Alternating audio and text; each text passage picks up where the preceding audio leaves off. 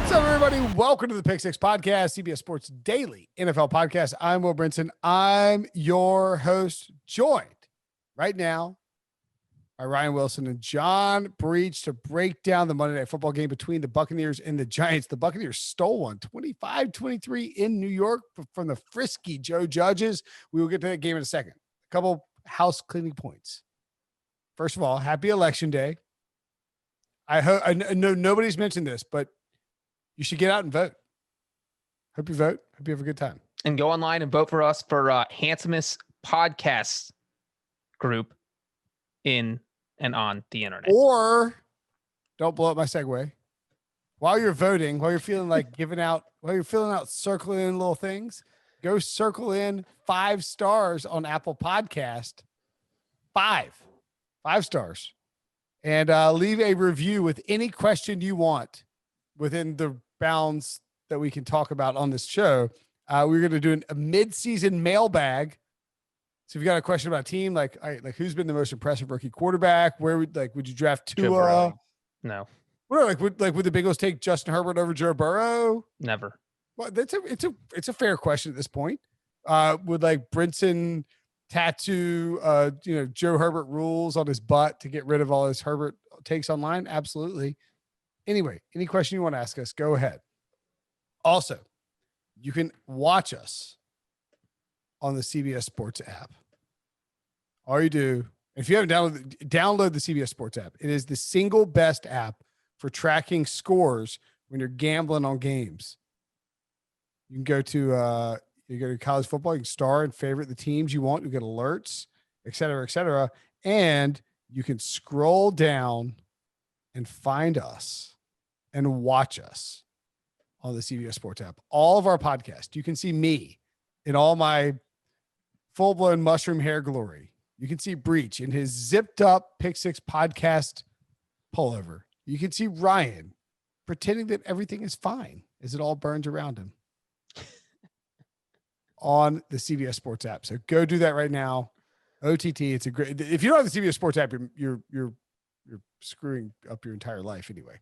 So the Bucs beat the Giants 25-23. Speaking of screwing up your entire life, I think the big question from this game is, did Antoine Winfield Jr. commit pass interference at the end or not? I knew this was going to be a question, and this reminds me of the conversation Final play of the game. Just last night, the final play of the game, we had this conversation about the Steelers-Ravens. Was that which is worse? Okay, well, let's set the stage here. So Bruce, I no longer risk it for the biscuit Arians, kicked a field goal on 4th and 1 in the red zone. By the way, I think part of the issue is the way I saw Bruce Arians' outfit tonight. What is he doing? He looks like a stormtrooper that forgot to take off his Halloween costume. He looks like a homeless spaceman. What was all this wrapped around what was the belt going on there around his midsection? I don't know. And he had it was like a shoulder holster, like Chewbacca type setup. What was happening? And he was wearing 2 pairs of glasses underneath his face shield. What on earth was happening out there? That is your grandfather who forgets where he is and walks out of the house to go to the coffee shop and puts on 14 pairs of clothes. Guys, Halloween was literally 2 days ago. He didn't get to go trick-or-treating because of the pandemic. He had the opportunity to wear this costume out in public. Why wouldn't he take it? I love the outfit, Bruce. Tom Brady comes over pissed off after Bruce calls him off at 4th and 1. He's like, what should I do? What do we do? And Brady's like, I can't hear you, old man. You're mumbling through your 17 layers of face mask and glasses. So they kick the field goal to go up 8, 25 to 17. 17, sorry. You guys, can you math? This is not a math podcast, clearly. 25 to 17. I was fine with that. It's 8 points, Daniel Jones. I mean, no. I don't mind it. It's just everything that Bruce Arians does now is not the same dude he was. He's like, no biscuit, no biscuit. Like he's sort of kind of being soft. All right, get to the Antoine Winfield thing. Yeah, there was no biscuit here because there was no risk hit. Right. Yeah. He's like, you can't lose the biscuit if you don't risk it. That's his new motto. Now he's eating Triscuits. It's getting crazy. Thank you, Breech. So they kick the field goal. They're up 8. Daniel Jones gets the ball. Daniel Jones pulls off a borderline like Daniel Tyree sort of like running around, throwing it back, Eli Manning style regular season version against Tom Brady on a 4th down. The Giants keep marching down. he throws an absolute dagger dime. Like, this is how he got the Danny Dimes name, to Golden Tate in the back of the end zone for a touchdown. They cut it to 25-23, and they run a 2-point conversion play. And the look is to Dion Lewis out of the backfield to the right. Daniel Jones hesitates, does not get the ball out quickly. Antoine Winfield recognizes the play, sprints over because the ball is out late. Winfield definitely runs into Dion Lewis first, but also hits the ball with his arm. The referees throw a flag for pass interference. It's going to be first would be a untimed 2-point conversion on the 1 yard line, or half the distance. It'd be 1 yard line, I guess. And they confer. They pick up the flag, and the game is over after Tom Brady takes a knee. So I would ask you this, Breech. Was it pass interference? My feeling on the play was that I was fine no matter how the refs ruled it. I felt like once they throw the flag, they should have called it, because it did feel like, I think we all agree that Antoine Winfield got there an instant early, and clearly the ref who was watching this in real time saw that, and he threw the flag out there. And so I think if you threw the flag, you don't pick it up. But on the other hand, if there had been no flag thrown, then I would have said, that's fine, game over. So what is Breech? What is your call? Don't say you didn't care either way. What is your call as John Breech? My call on the field is that I probably would not have thrown the flag, because I felt like, because of how slowly the ball came out, and Daniel Jones was kind of leading it. And Antoine Winfield, even though he kind of hit Dion Lewis, he was heading to the path of the football. So it's not like he necessarily impeded Lewis, because he was in the path of, like, Antoine Winfield, you have the same right to the football as the receiver. You just can't, like, throw him down or, hold his arm so he can't catch it. And so it felt like he made the correct play. So I probably would not have thrown a flag. I'm with you 100%. And because the ball hit Antoine Winfield's forearm before it hit anything else. So whether Antoine Winfield touched Dion Lewis a millisecond before the ball got there or not is immaterial to me. I thought it was a great play. I'm glad the referees got it right. I don't like the officials being involved in plays in the games. And if you want to blame someone, blame Daniel Jones for not throwing the ball. I don't know what he was waiting for. It's on Daniel Jones. That they must run that play 4 billion times.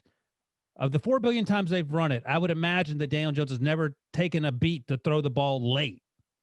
So that is on Daniel Jones. Throw the ball as soon as you get the ball. It's a very basic play. It's just you're running back, getting out the flat, and you whip the ball out of there. And he waited, and he threw it on the inside. If he throws it on the outside, Dion Lewis runs to it.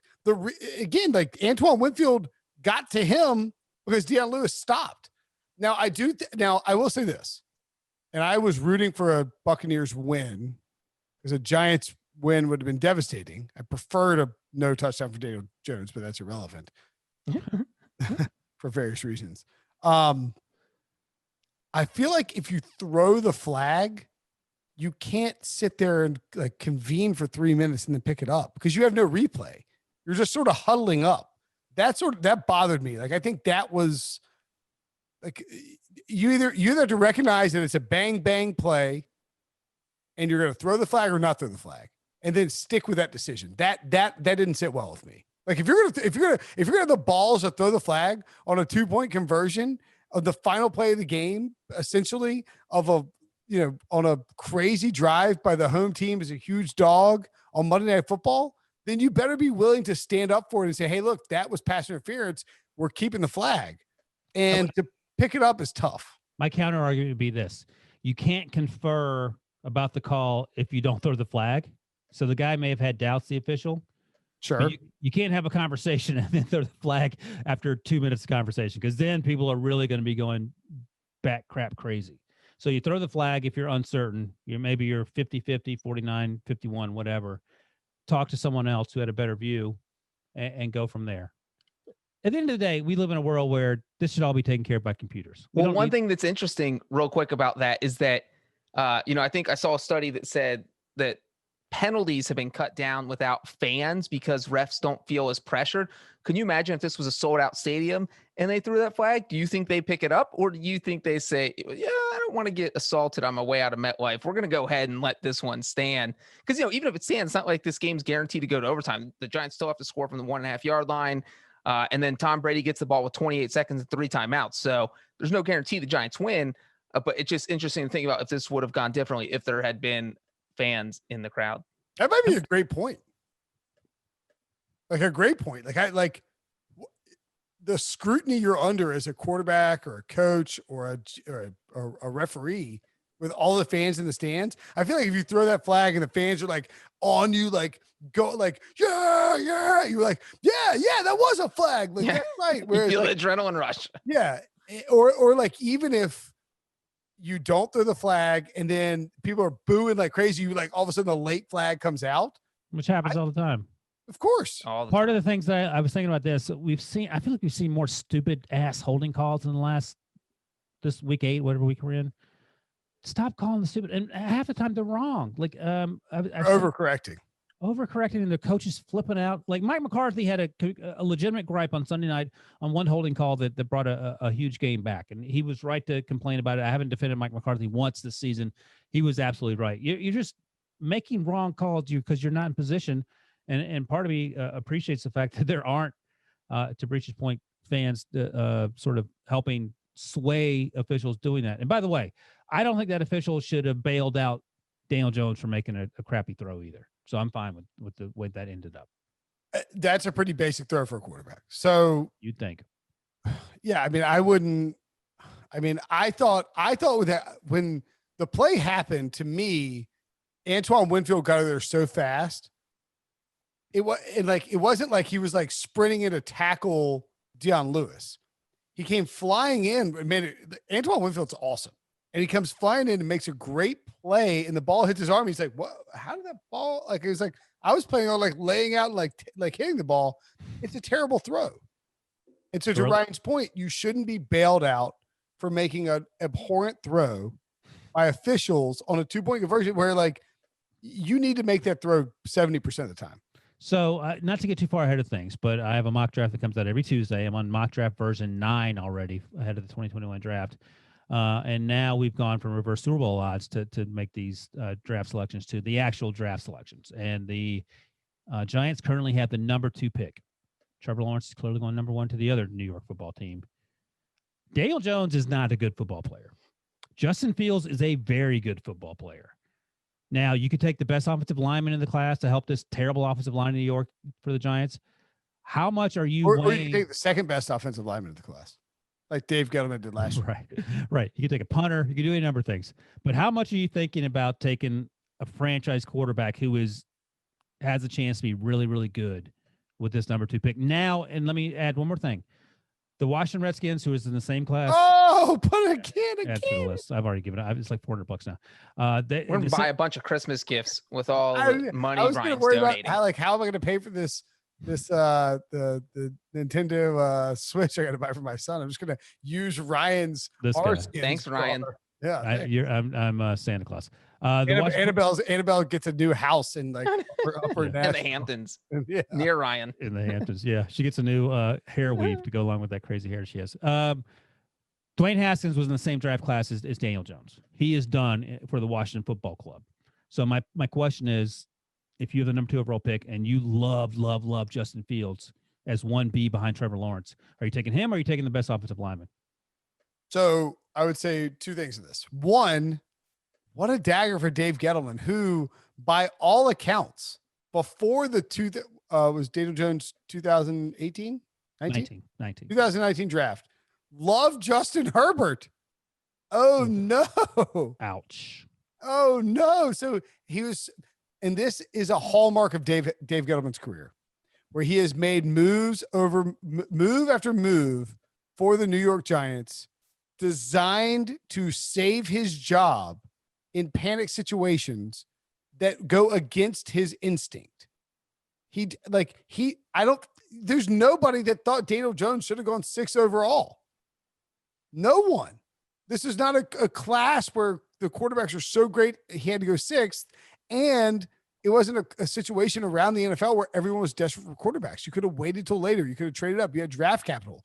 So is Daniel Jones Dexter Lawrence, who I think is a stud, but he's an interior defensive lineman, and DeAndre Baker. What a disaster this is going to be. And so, yes, to your answer, the second part of it, yeah. And if Dave Gettleman's still employed, then it might not matter. Well, and this game is a good example of why I'm moving on from Daniel Jones. If Daniel Jones didn't turn the ball over like he's a crossbreed of Carson Wentz and Jameis Winston, ouch, the Giants might have won this game by 2 touchdowns. Like, that was the difference that Daniel Jones made in a positive way for the Buccaneers, because he had 2 interceptions, both just outrageously bad interceptions. They both came in the second half. They led to 10 points for Tampa Bay in a 2-point win. The second one was they're in the fourth quarter. The Giants are on the Buccaneers side of the field, I believe. They have a lead. And Daniel Jones, with a defender draped on him, tries to force an intermediate throw to the outside, what are you doing? It's a free pick. It was awful. If he takes the sack there, then it's third down at like the 40-yard line. You get 5 yards, you get in field goal range. You're up 20-15 because they were winning 17-15. Yep. If he throws the ball away, just throw it out of bounds. He did literally the only thing he shouldn't have done. Yes, grounding penalty. Anything would have been better. And so you had those 2 interceptions, just were back-breaking interceptions. And then there was at least 2 passes tonight where he probably has touchdowns if he's more accurate. Like, I don't know how he made that amazing throw to Golden Tate, because he could not make a throw like that all night. If he had touched like that the entire game, Darius Slayton would have had 2 more touchdowns. Sterling Shepard would have had another touchdown. This game is seriously probably 40-24 Giants if Daniel Jones could throw downfield in this game. So it was just crazy to watch. And that's why I think none of us thought he was going to, and Bruce Arians included, none of us thought he could lead that game-winning drive. And that's why you take the 25-17 lead, because Daniel Jones had been so bad. And it wasn't just the Golden Tate touchdown. He also converted a 4th and 16 on that drive. On top of the one you mentioned, Brinson, with the crazy throw when he was being pulled down and on the 4th and 5 to Darius Slayton. But they also got that 4th and 16. So he made all his great plays, came on that last drive. But before that was just 3 quarters of phooey. And by the way, let's take a quick break and we'll find out what Ryan's thinking afterwards. Okay, so what were you going to say, Ryan? Breech was talking about Daniel Jones's ineptitude, and he talked about some deep throws he missed. These were deep. Why do we like losers so much in this podcast? We always go loser first in this podcast. Rarely do, unless we're talking about the Bengals or the Steelers or Phillip Rivers. We always talk about the losers because it's more fun. But usually those guys are losing. Not the Steelers, I guess. Well, but Brent, I mean, Breech finds the bright spots in the Bengals' losses and Andy Dalton. But you know what the Giants could do is sign Andy Dalton. Right. To play receiver. He could catch those passes that no one else could catch from Daniel Jones. But the 2 deep throws that Daniel Jones on Darius Slayton's shoulders and catch touchdown. The 2 deep throws that should have been touchdowns from Daniel Jones, they weren't like dropping the basket throws. Like those receivers, Darius Slayton was wide open. All you had to do was throw the ball up and let him run underneath it. And you couldn't even hit that. Well, and then on the first interception he threw, this is the worst one, I thought. He started looking left on his progressions. And there's no safety anywhere near on the left side of the ball or the left side of the field. And Slayton just gets wide open. The Buccaneers defense didn't come to play tonight. And Daniel Jones quits on the left side, moves to the right side, feels some pressure and jams a throw in there. And it's an awful throw. It gets picked off and it should have been a touchdown to the left side. And I don't know they would have won anyway. Like, I mean, I don't disagree with you, Breech, in the sense that they could have won 40-26. I think Tom Brady, their defense, the Bucs had a bad offensive game plan. It was a terrible running the ball every single time on first down. Yeah, like we get it. You'd love to jam Leonard Fournette and Ronald Jones at the middle every first down. We get it. You love 2 yards. And why would you take a free money pass from Tom Brady to Scotty Miller or Tyler Johnson or Merkins over the middle? Like, definitely just run Ronald Jones in the middle. Mickens or Merkins? I'm so annoyed at his name that I. By the way, this is what happens when you let Chewbacca call offensive plays. I think that's a takeaway. Chewbacca? Yeah, that's what I'm calling Bruce Arians with that little hold. No, I think Leftwich is calling the plays here. Yeah, but I like Leftwich. I want to blame the old man dressed up in 14 layers of flannel. Let's throw over the middle. Is that Chewbacca calling plays? Who would have thought we'd be talking about a game between the Giants and the Buccaneers where Jason Garrett had the best offensive game plan of anyone on the field. The second most annoying thing tonight for me number one was Daniel Jones's throws. Number two was Jason Garrett wearing his glasses like my grandmother on the bridge of his nose, like looking down. But he did. You're right, and that's embarrassing if you're Bruce Arians. Yeah. So wait, are you guys in agreement or disagreement with my contention that it's time to move on from Daniel Jones? No, not at all. I agree. If you have the number 2 overall pick, you're sticking with Daniel Jones. Because here's how I feel watching Daniel Jones, and they talked about this. I think Brian Greasy talked about this a little bit on the telecast. It has to be infuriating when Jason Garrett tells Daniel Jones each and every week, please quit doing the same things you were doing that are causing you to make mistakes. It's like me talking to my 13-year-old when he plays soccer and he does the same crap every single game. And I say to him, why are you doing that? And the response is always, oh, I don't know. And I feel like Jason Garrett probably says that to Daniel Jones when they're watching him fumble or throw stupid interceptions. Why are you doing that, Daniel Jones? I'm not sure. How do you get him out of that if you're sticking with him, Brinson? I don't know. So, well, you weren't paying attention, number one. But go ahead, number 2. The whole story involved, I don't know, and then Brinson answered with, I don't know. I was gonna try to decide how far out I was gonna call Pete on from the text thread. Because Pete was like, the Twitter cult. Yeah, they don't think Daniel Jones is a good quarterback. He's going to be good. He'll be great. Watch and see. You will see. He will kick. And it's like, all right, like that's fine. He might be good. And he was good at Duke. And I understand why he's a first rounder. But he's not the 6th overall pick in the draft. You just said you would stick with him, though. So I'm asking you, what gives you hope about this guy? I didn't say I would stick with him. I just said to you and Breech, are you willing to stick with him? And you said, you can't take anything I stammer out of my mouth as a concrete answer. That's ridiculous. The funny thing is, those flashes of brilliance, and I think that's where the coaching staff gets excited. They see that touchdown pass to Golden Tate, and they're like, that is a fantastic throw. We just need more of that and less of the interceptions. That was Pete's argument. He's like, how can he do anything with the crap around him? And he's not wrong. No, wait a second. Those 2 throws that Breech has talked about, there was no pressure. He threw one out of bounds down the sidelines early in the game. Then he threw another one out of the friggin' end zone later in the game. Tom Brady makes that throw. Gardner Minshew probably makes that throw 5 times out of 10. But Gardner, why don't the Giants sign him then, Ryan? They may end up doing that. I'm just not. I don't know why. I haven't watched enough Justin Fields to say I would definitely draft Justin Fields, but I feel like I would. At number 2, I would. Basically, he's so much better this year than last year, and he was so good last year. What are you going to do? But so, all right, in this hypothetical, you can't be Dave Gettleman. No, you're going to be Dave Gettleman. If the Giants don't fire Dave Gettleman, and we don't know if they will or not, the Giants are weird. They think Nick Caserio has been mentioned. I think JLC. I think it was JLC. Someone said last weekend Nick Caserio may be in the mix. The Patriots front office guy. But I was saying that I think the Giants' problem is they think they're the Steelers, but they're really just the Jets. They have great owners who've been around forever, but they haven't won a lot of football games. They're the Jets with 2 random titles. That's all they are. Better ownership, but they're not. Again, they're not winning a lot of football games. And I think that might be why they be like Dave's a Giant guy. We're going to give him one more year. I could see them giving Dave Gettleman and Joe Judge one more year with Daniel Jones. Well, then they're drafting an offensive lineman if they end up having the number 2 overall pick. So that problem's solved. Or you trade down. And so like Adam Azer has been adamant they will draft Trevor Lawrence first overall. And I agree that they should. They're not. Wait, what? They're not going to have the first overall pick. Well, there's a lot of season left. You think the Jets are going to win a game, Brinson? I think maybe Belichick tanks twice against the Jets.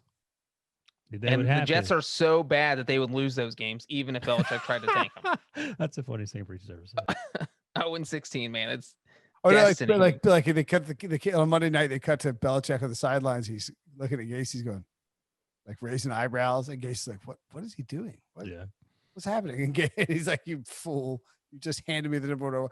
Anyway, I'm saying that I think that if Dave Gettleman is still there, then Daniel Jones will be their quarterback.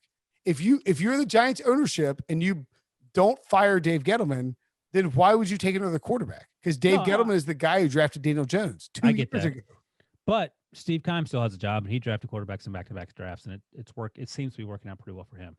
But I agree with you. I think if Gettleman stays, they won't take one, and maybe, as Breech has noted, they feel happy about some of the the high moments that we've seen from Daniel Jones. He looks good at times, but he looks so bad. Well, I think that's what they'll do in January. Winston. You have Jason Garrett and Joe Judge and Gettleman, if he's not fired, sit down and say, look, can we go forward with Daniel Jones? We got to figure that out before we get to the draft because we have the number 2 pick. But then if you don't need a quarterback, all of a sudden you're in a spot where people don't know if you need a quarterback. So you put out that smoke screen that maybe you do so that people want to trade up and get to your slot.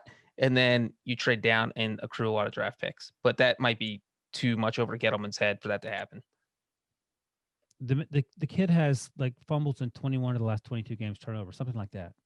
He's got at least one Jonathan turnover. Jones tweets out every game. 20 of his 21 career games, he has at least one turnover. So I mean, back to my original question: why does he keep doing these same things? Like, look, we talk about Debo's guy Carson Wentz, but Carson Wentz, you understand on some level, he has to do everything. And he does some things that are infuriating, but you see glimpses of Carson Wentz, including his rookie season. I think 2017 was 27 the second year, where he went absolutely off till he got hurt. There's been no indication other than the greatest part is that Daniel Jones' first game, which I think was against the Bucs last year, that's when everyone was dunking on all the anti-Jones haters because he threw like 3 or 4 touchdowns and played great. That's been his best game. He has been not great since. No, it's not all on him. Yes, Saquon Barkley's hurt. Yes, the offensive line sucks. But 20 of 21 games. How long are we willing to put up with this? Are Giants fans happy with this? I don't think they are. I honestly think they can make their decision at their bye, which is in 2 weeks. They play Washington and Philadelphia next week. If they win those games, they're literally right back in the NFC East race. And then this conversation never happened. But if you lose those, then you write off the seeds. You say, all right, maybe Daniel Jones is our guy. NFC East. I mean, all of a sudden it's like we get long-term contract extension. I mean, it's crazy. What are you doing? Gettleman gets an extension. Everyone gets an extension. Scale of 1 to 10. How concerned are you with the Bucs after this performance? 1. Yeah, I'm same. They're on the road. I mean, do they play next week? Yeah, Saints. And this felt like a trap game, and that's exactly. Why did I bet on the Bucs? Why this? And by the way, sorry to interrupt you, Breech. Chris Godwin's coming back, and Antonio Brown's coming back, or coming. There's a chance that Chris Godwin might just unlock this offense. And Antonio Brown, who Tom Brady loves. They're living together. I mean, what is the deal with that? Is he trying to keep an eye on him? Why does he keep bringing him into his house? Doesn't he have his kids there? I mean, clearly he trusts him more than most people. Would you wait? 40,000 square foot house. I would let you guys live in my house if I had 40,000 square feet. Would you really? Not with 3 kids. You wouldn't let us in your front yard. There's probably 3 or 4 nannies. 40,000. You let me drive by in a golf cart and wave. Don't wave. I'll shoot you with my BB gun. Right. You would let me live in your house. You 40,000 square feet. By the way, this is actually funny and depressing. Daniel Jones, coming into this week, ranks 30th in total value according to Football Outsiders. Can you guess the 2 quarterbacks? Dwayne Haskins doesn't count. Worse than Daniel Jones. They're on the same team? No. One's easy. One's Carson Wentz. He's dead last. Is he? Sorry, Debo. And the other one should be easy at 31. Hold on. I was surprised by that. 31 should be easy. 30 is Daniel Jones, 32 is Carson Wentz, and 31 is it's easy. 31. Sam Darnold? Yeah, Sam Darnold. Ah. So those are the 3 worst quarterbacks in total value. And great news, Debo. Carson Wentz is 29th in value per play, just 1 ahead of Daniel Jones. So he's not dead last there. But my point remains. Debo, do you have any interest in defending Carson Wentz here? No, I tuned you guys out for 30 minutes. We're 35 minutes in on Daniel Jones. That's the right move. Debo, how does it feel to have the 3rd best quarterback in the NFC East leading your team? I think that's fair because we have the 1st best in Carson Wentz and then 3rd best in Jalen Hurts. So that's an accurate statement. Jalen Hurts the 1st best? Carson 1, Jalen Hurts 3. Okay. Fired up. You got dunked on, Brinson. I did. I hit it. Did you not hear it? No. If I don't have I had the volume down. Sorry. You know who's a Buccaneers fan? Dick Vitale. He is. Dickie V, a big Bucs fan. He also lives in Tom Brady's house. He's roommates with Antonio everyone. Brown. So does Nick Carter, the Backstreet Boys. He's a Buccaneers fan too. And Hulk Hogan. That should be a celebrity house. Let's put that on TV. Somebody pitch that. Yeah, I think this was a miss by me to pick the Bucs here. This is a look ahead spot. What was the spread? 12.5 at close, or 13. I opened at 10.5. So if you got early, I mean, they didn't cover either way, but if you got early, you still lost. But I mean, like it just felt like Brady was going to come out on Monday night and unleash, and it was too easy. I mean, it just didn't feel like the Bucs, the Giants could stop. I think the Giants defense might be good. No, they're not good. They played. It's not terrible. They played pretty well. I'll give them that. I think that Joe Judge is a good motivational coach. I don't know if he's a good coach, but he's a good motivational coach. I think Joe Judge right now is the second best coach in that division. I'm giving behind Ron Rivera. Doug Peterson's number one because he's. I don't get it. Why? What is that? Why is that? No, it's fine. Oh no, Doug Peterson's number one. I said because he won. Is Doug one? I might take Ron. One Ron, 2 Joe. Ron just got fired from the Panthers. 3 Mike McCarthy and 4 Doug Peterson. 4 Doug. That's terrible. No, 4 Jason Garrett Doug? And then 5 Doug. Is that really the 4? No. Coaches in the NFC East. 4 Jason Garrett, 5 Freddie Kitchens, 6 Doug. You know what's funny? Freddie Kitchens, I believe, is the tight ends coach. I have not seen neither hide nor hair of Freddie Kitchens. The Giants have a deal with their broadcast partners that they're not allowed to show Freddie Kitchens. Where is Freddie Kitchens? I want to see Freddie Kitchens. They put him up in this like super secluded. I need proof of life. Brinson, you talked about point spread real quick, but if they had gone for it on 4th and 1 and they get a touchdown on that drive and go for 2, which they might have done because they put them up 13. They would have covered the 13. Then they he was definitely going for 2 there. Then they cover. So it wasn't like, obviously it was 2-point win, but so the spread was in play right until the very end. That was with just under 4 minutes left. But obviously they did not go for it on 4th and 1 and they kicked the field goal. And then when it was 25-17, you're sitting there like Daniel Jones pick 6 is completely possible. Or Daniel Jones. Yes, he did try to throw it. Or Daniel Jones fumble return for a touchdown. Like the point spread was in play the entire game till the very end. It was kind of crazy. Of note from the Buccaneers side of things. Their defense is still good. I don't think they played great. I think they'll take care of business against the Saints next week. On offense, the offensive line got yelled at again by Tom Brady and then started playing well in the second half. Ronald Jones, I kind of felt like got screwed. Brady throws a pass out like basically at the end zone. It hits the defender's fingertips. It's like fluttering. Ronald Jones, it hits him in the chest and then pops down, and they didn't review it at all, and he gets benched for Leonard Fournette. Byron Leftwich called an awful game. Mike Evans isn't totally healthy. Chris Godwin's still missing. Scotty Miller's banged up. For who's my guy that's playing above Tyler Johnson? Mickens is now like above Tyler Johnson apparently. Yeah, Tyler had 2 catches for 35. And I don't think Gronk played a. Gronk had a touchdown. He scored a touchdown. Late. He didn't have a reception to the second half. Yeah, but he had a couple big catches. He came up big in the second half. Yeah. That's why they call him second half Gronk. I'm just saying he didn't have a ton of action. Well, look, they're getting it over. I'll tell you that much. They're getting Godwin back and they're adding Antonio Brown. The Bucs are fine. This might actually be a good buy low spot for the Bucs. Let me ask you this before we get out of here, because I know Debo said 25 minutes, and we're up to probably 55 minutes now. And he's been listening to us talk about other stuff before. More important, or which additions do you look forward to in terms of making these teams better? The return of Godwin and the addition of Antonio Brown, or the return of Mike Thomas and Manny Sanders for this season? Good question. Godwin and Brown for sure. I mean, it's more. I think so. In the Bucs. The Bucs have had these 3 weird games at the Saints, at the Giants, and at the Bears, where they've just kind of been terrible, like unimpressive. And in these other spots, they've been like monsters.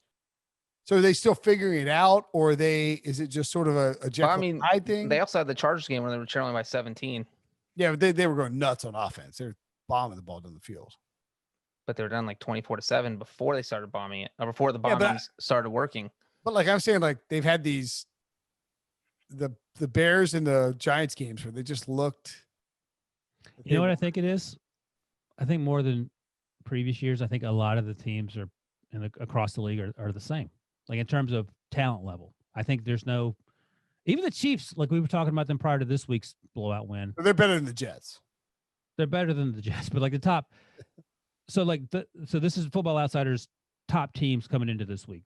The Bucs by one through whatever. The Bucs, the Ravens, the Steelers, the Chiefs, the Colts, the Saints, the Rams. Interestingly enough, the 49ers are now out of it. Probably the Seahawks and the Packers. And I feel like you take out the Rams and the 49ers, all those other teams, they play each other. I feel like it's 50-50-ish for the most part. Maybe the Chiefs, take out the Chiefs for medium purposes. And yes, but I mean the Chiefs 2 weeks ago they had to run the ball 46 times. 2 weeks, the week after it was the special teams and defense. Sunday they went off, but I mean, no one team's been like dominant. I think the offseason dramatically changed how these teams are evolving throughout the course of the season. Yeah, could be. I mean, we talked about teams that are more familiar with one another having better seasons, but Steelers they're undefeated, but they haven't looked great offensively. The Chiefs, like we said, have been sort of up Big and Ben down. can't throw the ball to the field. Yeah, it's weird. But then, the Buccaneers, 4 of their 6 wins have been by double digits. Like they've definitely stomped some teams, and we haven't seen. There aren't very many dominating teams right now. And like I think the Saints game in Week 1, you give them a pass because it was Brady's first game. They didn't have an off season. Nobody knew what they were doing on offense. They're just trying to get comfortable. The Bears game, like you said, was weird, but that's Brady playing on Thursday. He's 43. Ryan, can you play basketball on 3 days rest out in the pickup gym with those 25-year-olds? No, you get it handed to you. We play in our old man league on soccer on Wednesdays, and we play in my co-ed league on Thursdays. I don't like to play on Thursdays. It's not fun. And so Brady like struggling on 3 days of rest, I don't think is that surprising. And then, are we making excuses? Maybe. But then looking ahead, they play the Saints in 6 days. That's the key game. They got through New York. Sure, it was only a 2-point win. But I think we said it. I think all our concerns levels are 1 for the Buccaneers. They feel like probably the best team in the NFC, or at least the second best team. Yeah. Great call, Breech. Let's wrap the podcast there. Good stuff.